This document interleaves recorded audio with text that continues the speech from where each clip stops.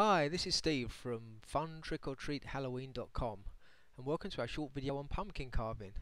As you're well aware, Halloween is almost here, so it's almost time to head out to your pumpkin patch and select your pumpkin. When you arrive at the pumpkin patch, it's time to select your pumpkin. One thing that you may want to consider is that bigger is not always better. On the pro side, obviously with it being bigger, it's going to be steadier and easier to work on. And it's going to have a thicker skin in general, so it's going to be more sturdy when you carve it. On the downside, because it's a lot bigger, it's going to be a lot heavier. It's also probably going to cost you a lot more money, be more expensive, and finally it's going to take more time and work to carve and to scoop out all the innards.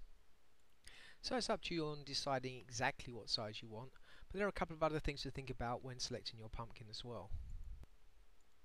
Ideally, you should be selecting a pumpkin with a nice firm skin.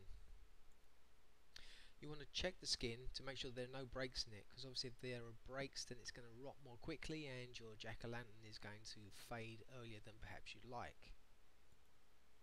Also check for blotches. Blotchy pumpkin is not a great pumpkin. So in reality, the earlier you leave and head out to your pumpkin patch to select your pumpkin, the more selection they'll have and the more likely you are to pick up that perfect pumpkin.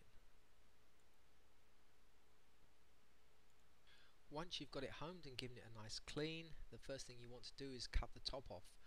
Make sure you cut here at a 45-degree angle, then that'll make a nice hat for the pumpkin. If you cut it off square, then once you've scooped out the insides, the hat's going to drop straight inside the pumpkin, and that's not ideal either. After you've cut the top off, you want to scoop out the insides. A spoon's really good here. Make sure to scoop out all the pulp, because any pulp that you've left in the pumpkin is going to rot more quickly and obviously rot the whole pumpkin.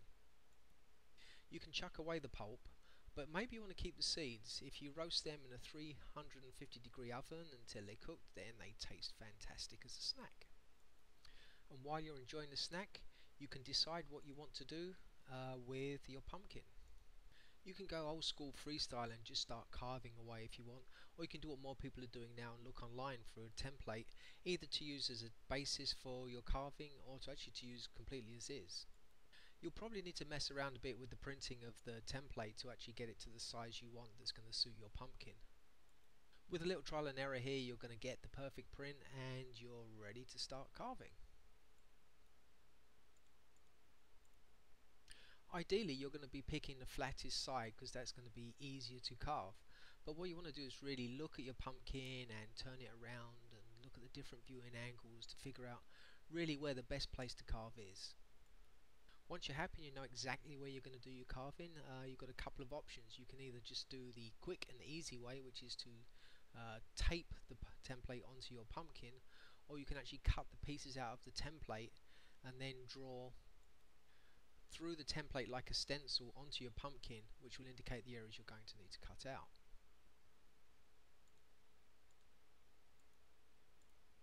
In either case, you're kind of going to want to cut out the grey areas as shown on this template, leaving the white areas, which is obviously going to be your pumpkin, so the grey areas will be holes where the light's going to shine through. And obviously this template we've got showing here is going to give you a fun image of a cat.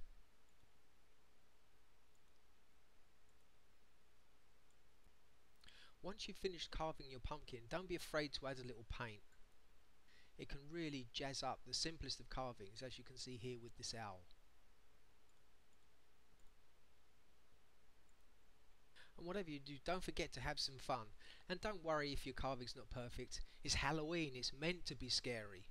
And for more Halloween tips and tricks and fun, why not go to FunTrickOrTreatHalloween.com for more insightful ideas.